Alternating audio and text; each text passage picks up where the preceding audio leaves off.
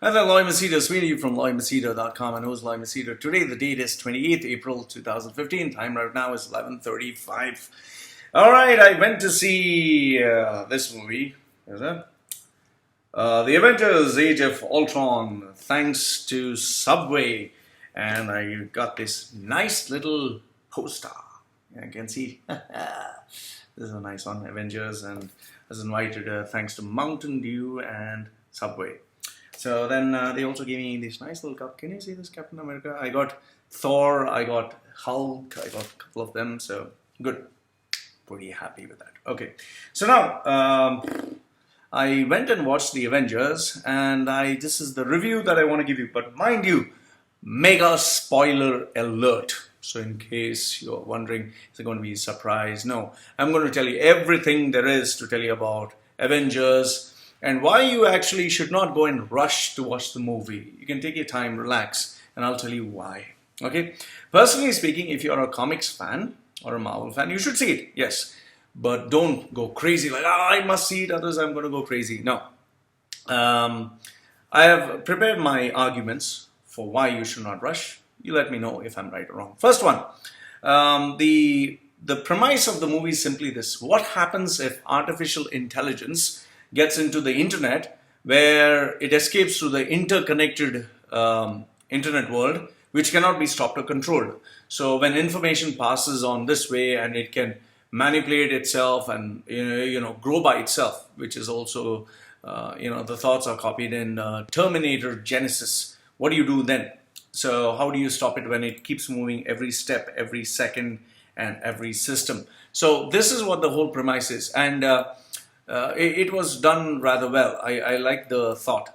The beginning of the movie starts in a typical James Bond kind of a fashion, with all the Earth's mightiest heroes coming, with each of them fighting. And you'd see this particular shot which was shown in the trailer, Hulk, then Hawkeye, then Iron Man and Captain America, all of them showing, coming like this, and pretty good. So they fight against the Hydra organization. Then you have the Maximoff twins that add a little bit of excitement and an interesting spin. Not only do they interfere with the superpowers of the Avengers, they can also hold on to the entire Avengers team by their own, which was like, wow, really, this is amazing. Especially the fight where Quicksilver comes and beats the daylight out of these guys. I mean, it was very hard to stop him. And then when you have the part where she... the witch, what's her name? I forgot. I've written her name somewhere. She kind of controls the mind of each and everyone. I mean, that was really a turn on. You should have seen that. Okay, Hawkeye was given more prominence in this movie. The human side of him truly made him kind of a hero. You kind of relate to him because they showed him as a family person, someone who doesn't always wear, this leathery spandex suit. Iron Man surprisingly takes on a semi-villain role in this movie, which I didn't think would ever happen. Then there is this also fragile moment where the romance that develops between Bruce Banner and Natasha.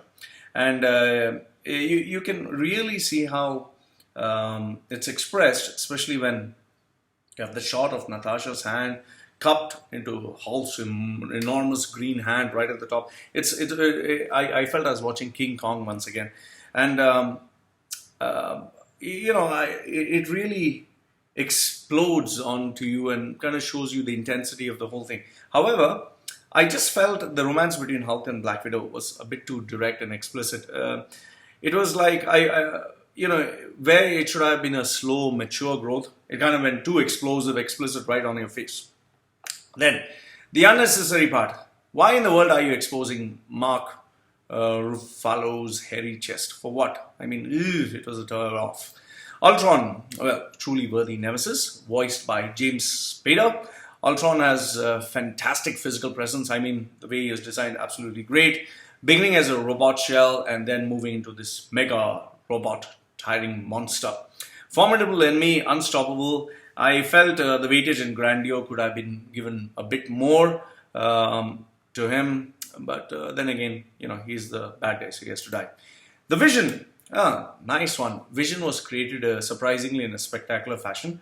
However, there also I felt the same, that they could have, made it a bigger spectacle instead of making it so flatline.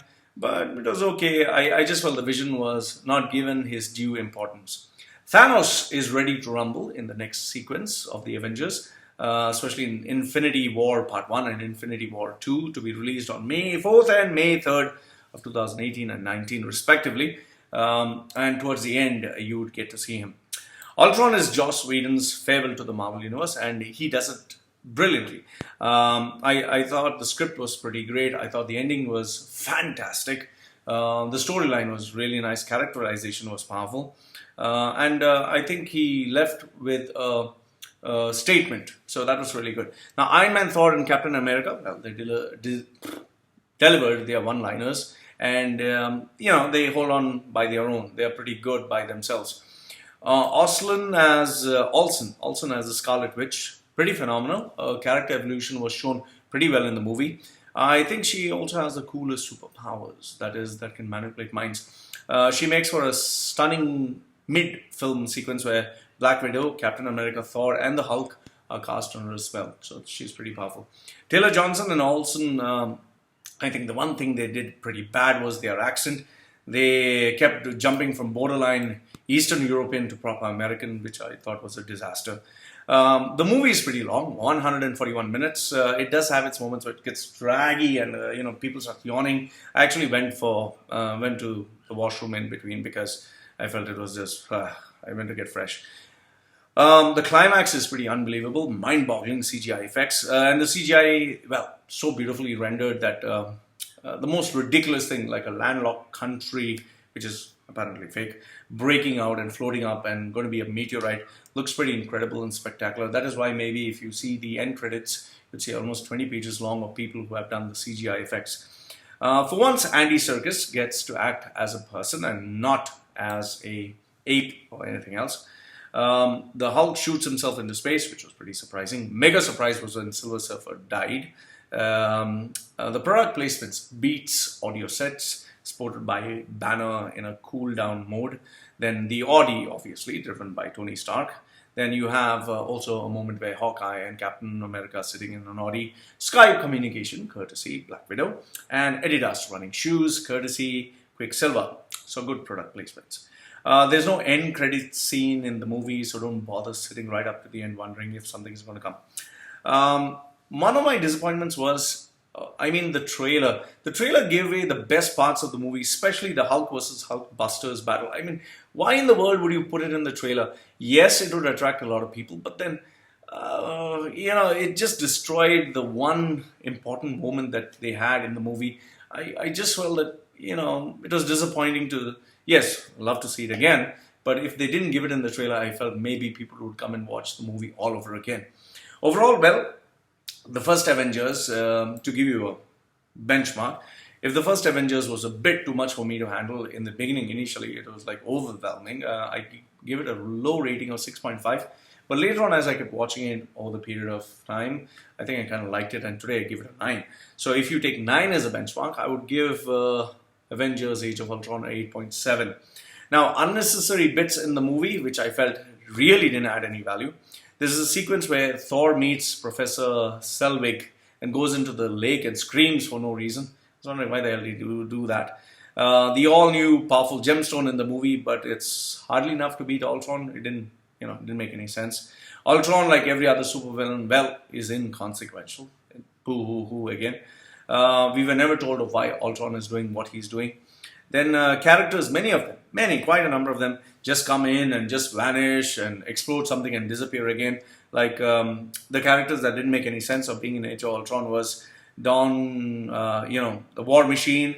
Then you have Mariah Hill, you have the Falcon, you have Peggy Carter, you have, Idris Elba, that is Heimdall, then Eric Selvig and Nick Fury. Played by Samuel Jackson. These guys, they were just there, like War Machine and Falcon. What did they do? They didn't do anything.